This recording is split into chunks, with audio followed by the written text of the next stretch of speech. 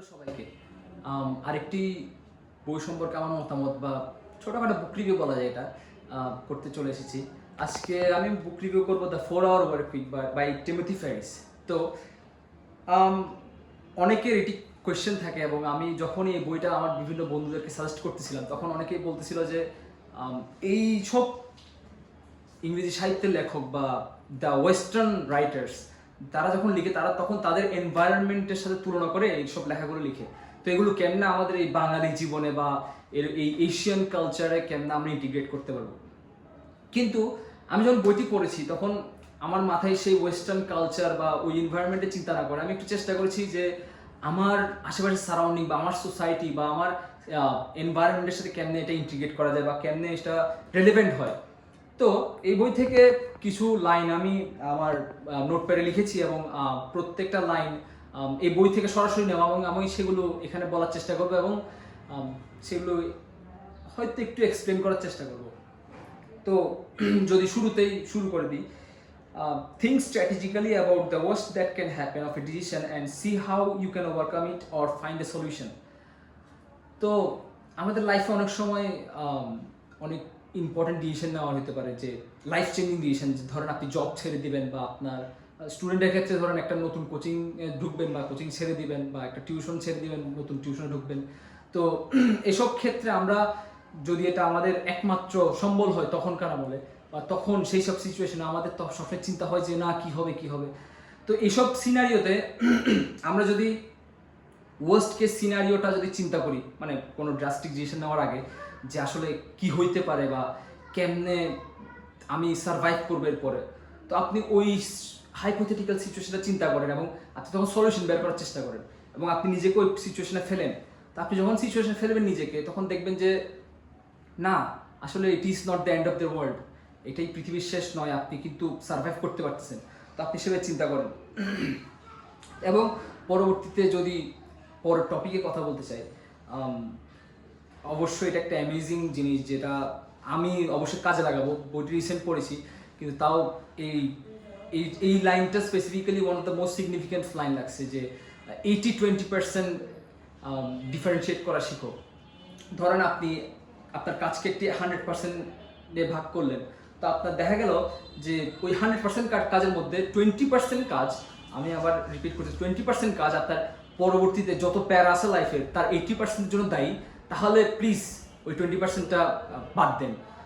এটা যদি আমি বলতে চাই যে ধরেন আমি একটা স্টুডেন্ট, ইউনিভার্সিটি স্টুডেন্ট, এবং ইউনিভার্সিটি স্টুডেন্টরা সাধারণত অনেক টিউশনই করায়। তো ধরেন আপনি 6টা টিউশনই করাচ্ছেন, কিন্তু ওই 6টা টিউশনের মধ্যে একটা টিউশন আছে যেটার জন্য আপনার দিনের অন্তত 6 ঘন্টা প্যারা খাইতে হয়। তো বাদ দেন। তাহলে ওইটা বাদ দেওয়ার ফলে আপনার লাইফ, আপনার জীবনের ওই 6 ঘন্টা প্যারা নিমিষে গায়েব হয়ে গেল এবং আপনি ওই সময়টা বা ওই প্যারার কাজটা যেখানে ছিলেন সেটা সে সময় আপনি রিল্যাক্স করলেন বা অন্য কোনো স্কিল গেইন করার জন্য কাজে লাগালেন, সেটা আপনার উপর। তো 80-20% rule, it's the most important rule I think. তারপর if someone isn't making you stronger, it's making you weaker. তো আপনার লাইফে অনেক মানুষ থাকতে পারে যাদের জন্য আপনি পিছু রান খাচ্ছেন। তো আপনি ধরেন আপনার কোনো ফ্রেন্ড বা আপনার পার্টনার বা এনিওয়ান হইতে পারে যাদের জন্য, মানে যারা আপনার সাথে থাকলে আপনার মনে হয় না আপনি কোনো বেটারমেন্টের দিকে যাচ্ছেন, আপনি স্ট্রং ফিল করতেছেন না। তো এটা যদি কেস হয় তো ইটস ডেফিনেটলি তারা যদি আপনাকে শক্তিশালী না বানায়, তারা অবশ্যই আপনাকে উইকেনিং করতেছে। আপনি একটু ভেবে দেখতে পারেন এই বিষয়ে। তারপর yes, stop asking for options, start giving solutions.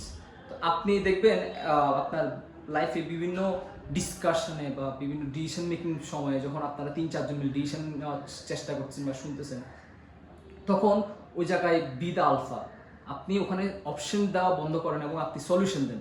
দেখবেন যে যখন আপনি একটা সলিউশন দিচ্ছেন তখন অনেক সময় বাঁচতেছে এবং এবং তারা এটা কনসিডারেশন নিচ্ছে, তখন সেটা তাদের সলিউশন হয়ে যাবে। কারণ আপনি যখন অপশনস দিবেন সে অপশনসে ব্যাক অ্যান্ড ফোর্থ আর্গুমেন্ট হবে, আপনারা সবাই মিলে অ্যানালাইসিস করতেছেন কি হচ্ছে, এবং অবশ্যই অপশনস সামটাইমস অ্যানালাইসিস করা প্রয়োজনীয়, কিন্তু সময় যদি বাঁচাতে চান তাহলে আপনি সলিউশন গিভ করা শুরু করেন। তাহলে আপনার ডিসিশন মেকিং পাওয়ার বাড়বে এবং অন্যের উপর ডিপেন্ডেন্সিটি কমবে অনেক।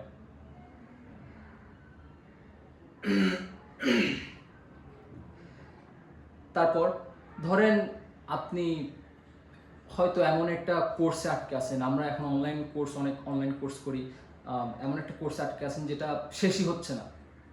ধরেন আপনি করতেছেন মানে তখন হয়তো অনেক মোটিভেশন নিয়ে অনেক তালে তালে যেটা বলি আপনি ভর্তি হয়েছেন, কিন্তু দেখতেছেন শেষ হচ্ছে না বা আপনি আগাতে পারতেছেন না। তো I think stopping is a better option, not I think, Timothy thinks যে stopping is a better option. আপনি দেখবেন যে এই জিনিসটা থামানো মানে শেষ করার থেকে থেমে অন্যদিকে মাইন্ড ফোকাস করা ইজ 10 টাইমস বেটার। ঠিক আছে? তো আরেকটা, আপনি বিভিন্ন বিজনেসের ক্ষেত্রে দেখবেন যে বা অনেক কম্পিটিশন ফিল্ডে it's better to B the big fish in a pond rather than being the small fish in the sea. আপনি বিভিন্ন কম্পিটিশনে ছোট জায়গায় কম্পিটিশন করেন, বড় জায়গায় মানে আনএক্সপিরিয়েন্সড হয়ে যদি বড় জায়গায় কম্পিটিশন করতে যান তাহলে ওই সিতে হারিয়ে যাবেন। এছে start from small things then gradually go to the bigger things.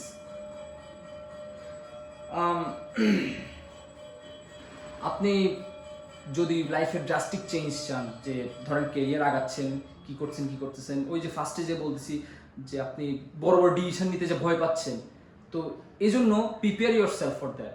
আপনি দেখবেন যে আপনি লাইফে কিন্তু অনেক আননেসেসারি এক্সপেন্সেস বাদ দিয়ে কিন্তু অনেক ইজিলি চলতে পারতেছেন এবং অনেক মানিও সেভ হবে। ধরেন আপনি এমন একটা পার্সন যে সপ্তাহে 4 দিন রেস্টুরেন্টে খান, দরকার নাই তো, কাট করেন ওটা।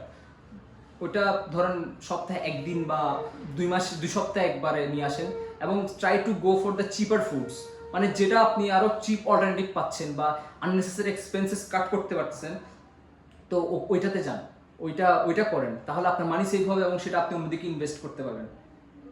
তারপর take mini retirements, it's a big one. ধরেন আপনি সারা জীবন কষ্ট করতেছেন, 20 বছর 25 বছর 26 বছর কষ্ট করতেছেন, জব করতেছেন, you are on the cycle, আপনার এজ বাড়তেছে, আপনার এনার্জি কমতেছে, সো আলটিমেটলি রিটায়ারমেন্ট নিয়ে কী করবেন বা আপনার থিঙ্ক করার সময় কি। তো রাদার দেন টেক মিনি রিটায়ারমেন্টস, আপনি কিন্তু চাইলেই স্মল ব্রেকস নিতে পারেন এবং স্মল ব্রেকস নেন এবং বিভিন্ন জায়গায় যান, এক্সপ্লোর করেন, ওয়ার্ল্ড এক্সপ্লোর করেন। আলটিমেটলি আপনি যেটা চাচ্ছেন, যেটা 20 বছর পরে করবেন, সেটা আপনি এখনই কিন্তু করতে পারবেন, just you have to find it. আপনি যদি খুঁজে বের করতে পারেন বিভিন্ন জিনিস, তাহলে দেখবেন যে লাইফ অনেক সহজ হয়ে যাচ্ছে। Don't chase the goal which will come after 20 years. আপনি 20 ইয়ার্সের পরে যে গোলটাকে চেস করতে চাচ্ছেন, আপনি যদি খুঁজে বের করেন, দেখবেন যে আপনার আশেপাশেই কিন্তু খুব ইজিলি ওটা অ্যাচিভ করা সম্ভব, just you have to find and search of course. তারপর ইউ লিভ টু লার্ন, আপনি বাঁচেনি শেখার জন্য। আপনি যদি বিভিন্ন স্কিল অ্যাচিভ করতে থাকেন, বিভিন্ন জিনিস শিখতে থাকেন নতুন নতুন, তাহলে দেখবেন যে আপনার লাইফ অনেক ইজি হয়ে যাচ্ছে। এবং লাস্টে এটা দিয়ে শেষ করব, খুব ইম্পর্টেন্ট আমার, আফটার 20-80% রুলের পরে এটা আমি দ্য নেক্সট বেস্ট থিং বা মোর ইকুয়াল বলতে পারি, যে এটা খুব কাজে লাগতেছে। আপনি লাইফে কিন্তু অনেক ধরনের বড় বড় বিগ কোয়েশ্চেন্সের ফেস করতে পারেন, যেগুলো ফান্ডামেন্টাল কোয়েশ্চেন বা মাদার অফ অল কোয়েশ্চেন্স হইতে পারে, যেগুলো হয়তো আনসার করাই আপনার জন্য অনেক টাইম কনজিউমিং। যেমন what is the meaning of life, it is a big fundamental questions এবং it is called the question of questions. আপনি জীবনের লক্ষ্য খুঁজে বের করতেছেন, তো তখন আপনি নিজে কোয়েশ্চেন করেন যে বিফোর ফাইন্ডিং দ্য সলিউশন আপনি কি কোয়েশ্চেনের প্রত্যেকটা টার্ম বুঝতেছেন। কারণ দেখা যাবে যে বিভিন্ন কালচারে বা বিভিন্ন এনভায়রনমেন্টে বা বিভিন্ন সিচুয়েশনে এই কোয়েশ্চেনটা দিয়ে what is the meaning of life, এটার বিভিন্ন টার্মের কিন্তু অর্থই চেঞ্জ হয়ে যায়। তো এইসব অর্থ চেঞ্জ হওয়ার ফলে দেখবেন যে আপনার আনসার দিতে কিন্তু আরও বেশি প্যারা হয়ে যাচ্ছে। আপনি নিজের সময় নষ্ট করতেছেন, মাথা ঘষতেছেন, খুঁজতেছেন, বই পড়তেছেন, রিসার্চ করতেছেন, বাট আপনি টার্ম চেঞ্জ হচ্ছে, আপনার আনসার চেঞ্জ হয়ে যাচ্ছে। তো ফার্স্ট মেক শিওর যে আপনি প্রত্যেকটা টার্ম একদম ক্লিয়ার ক্রিস্টালভাবে বুঝতেছেন। তারপর সেকেন্ডে আপনি দেখবেন যে if you find the answer, আপনি যদি উত্তরটা খুঁজে বের করেন এই কোয়েশ্চেনের, তাহলে কি আপনার লাইফে কোনো বেটারমেন্ট আসতেছে, মানে ইনস্ট্যান্ট বেটারমেন্ট। মানে এইসব ফান্ডামেন্টাল কোয়েশ্চেন ফেস করার সময় দুটো অবশ্যই দেখবেন যে আপনি কি টার্ম সব বুঝতেছেন কিনা, পরে যে এই কোয়েশ্চেনের আনসার বের করার ফলে আপনার কি কোনো চেঞ্জ হচ্ছে বা বেটারমেন্ট হচ্ছে। তখন if you can guarantee both of the answers of the questions, then you can go find the solution of the main questions. তো এই আমার লাইফে অনেক জিনিস নিয়ে চিন্তা করি, যেটা মানে চিন্তাই করি, আমরা ওভার থিঙ্ক করি। তো এই দুইটা জিনিস আপনি মাথায় রাখবেন যাতে আপনার ওভার থিঙ্কিংটা বাদ দিতে পারেন। এবং আমাদের জেনারেশন এবং প্রিভিয়াস জেনারেশন এবং স্যাডলি মেবি পরের জেনারেশনও আমরা ওভার থিঙ্ক করতে করতে মানে আমাদের অনেক সময় নষ্ট হয়। তো আপনি ওভার থিঙ্ক করার আগে আপনি আগে এই কোয়েশ্চেনকে ডাইসেক্ট করেন এবং ওই দুইটা কোয়েশ্চেনের আনসার বের করেন। If you find those answers then go for the journey, and the journey matters. So এটাই আমার ছোটোখাটো রিভিউ বলতে গেলে দ্য 4 আওয়ার ওয়ার্ক উইকের। আশা করি ভালো লাগছে। অবশ্যই বইটা পড়ার রেকমেন্ডেশন থাকবে। এবং মজার কথা, বইয়ে কিন্তু অনেক সুন্দর সুন্দর রিসোর্স দেওয়া এবং বিভিন্ন ওয়েবসাইট দেওয়া যেটা আপনাদের কাজেও লাগতে পারে। তো হ্যাঁ, বইটা পড়বেন এবং দেখেন আপনার 4 আওয়ার ওয়ার্ক উইকে আপনি কতদূর উন্নতি করতে পারেন। Thank you.